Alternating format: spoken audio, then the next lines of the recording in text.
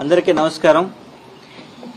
ఈరోజు ఈ కూటమి ప్రభుత్వం అటు ఆంధ్ర రాష్ట్రంలోనూ అలాగే పార్లమెంటు సాక్షిగా రాష్ట్ర ప్రయోజనాల్ని తాకట్టు పెడుతూ ఈరోజు ప్రజాస్వామ్యానికి గొడ్డలు పెట్టేలాగా తయారైంది। మొన్నటికి మొన్న ఎలక్షన్లో ఓటు వినియోగించుకోవడానికి వెళ్తున్నటువంటి వైఎస్ఆర్ కాంగ్రెస్ పార్టీకి సంబంధించినటువంటి లీడర్లందరి మీద దాడి చేయడం దగ్గర నుంచి తిరుపతిలో సాక్షాత్ పోలింగ్ స్టేషన్కి 200 మీటర్ల దూరంలోనే పోలీసుల సాక్షిగా మీడియా సాక్షిగా దాడి చేసి అనైతికంగా అది గెలుచుకోవడం జరిగింది। కిడ్నాప్ చేసి డిప్యూటీ మేయర్ ఎలక్షన్ ఒకే ఒక టీడీపీ కార్పొరేటర్ ఉన్నటువంటి తిరుపతి మున్సిపల్ కార్పొరేషన్లో డిప్యూటీ మేయర్ స్థానాన్ని కైవసం చేసుకోవడం, దాని వెనక ఎన్ని బెదిరింపులు, కిడ్నాపులు, అలాగే ఆస్తులు ధ్వంసం చేయడం, అప్రజాస్వామ్యంగా కిడ్నాప్ చేయడం, కార్పొరేటర్లని ఎన్ని అత్యంత దారుణాతి దారుణంగా ప్రజాస్వామ్యాన్ని నిట్ట నిలువున నడి రోడ్డు మీద కూని చేయడం జరిగింది ఈ కూటమి ప్రభుత్వం, తెలుగుదేశం ప్రభుత్వం।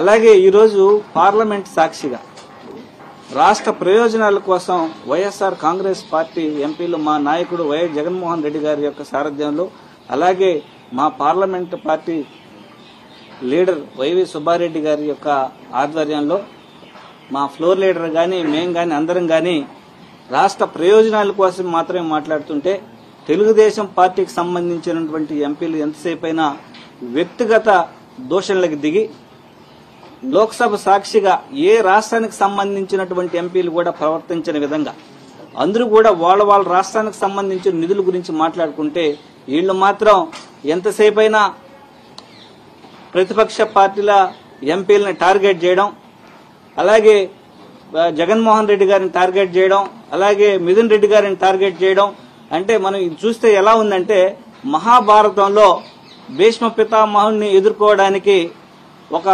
సెకండ్ని ఏ విధంగా అయితే ఉపయోగించుకుని, అంటే పలాని క్యాస్ట్ వాళ్ళు వీళ్ళని రెడ్లు అంటే రెడ్లని, లైక్ మన నంద్యాల ఎంపీ గారు శబరి గారు ఉన్నారు రెడ్డి, ఆ రెడ్డితో మిథున్ రెడ్డి గారిని టార్గెట్ చేయండి, జగన్మోహన్ రెడ్డి గారిని టార్గెట్ చేయండి, అలాగే ఎస్సీలు ఎవరున్నారు వాళ్ళతో టార్గెట్ చేయండి। ఇలాంటి పోకడ్లు కరెక్ట్ కాదు। ఏదైనా ఫేస్ చేయాలంటే ఆడ మన రాష్ట్రంలో కొట్టుకోవాలి కానీ పార్లమెంట్ సాక్షిగా కొట్టుకొని రాష్ట్ర పరువుని బజారుని కీడొద్దు। అందరం కూడా కలిసి పనిచేసే రాష్ట్ర అభివృద్ధిలో భాగస్వామ్యం కావాలి। అలాగే 2024 ఎలక్షన్కు ముందు ఏదైతే ల్యాండ్ టైటిలింగ్ యాక్ట్ ఉందో దాని మీద విపరీతమైనటువంటి దుష్ప్రచారం చేసి జగన్మోహన్ రెడ్డి గారు ఈ ప్రజల యొక్క భూములందరినీ అన్నిటిని కూడా లిటిగేషన్ చేయబోతున్నారు, బ్యాంకులకు తాకట్టు పెట్టేస్తున్నారు, లేనిపోని అభూతన కల్పన చేసి ప్రజలందరినీ భయభ్రాంతులకు గురి చేయడం జరిగింది। అదే ఈ రోజు పార్లమెంట్ సాక్షిగా కేంద్ర మంత్రివర్యులు చెప్పింది ఏంటంటే దేశమంతా మేము చేస్తున్నాం, మా ఆధ్వర్యంలోనే జరిగింది అని పార్లమెంట్ సాక్షిగా ఆయన సమాధానం ఇవ్వడం జరిగింది। ఇదే ప్రభుత్వం మళ్ళీ ఇప్పుడు దాన్ని ఇంప్లిమెంట్ చేస్తుంది।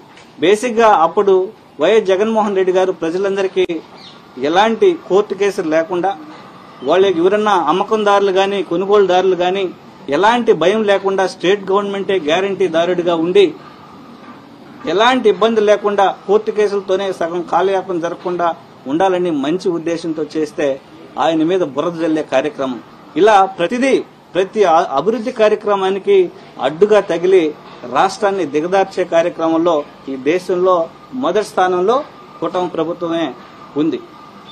ఇలా చెప్పుకుంటూ పోతే కోకొలలు ఉన్నాయి।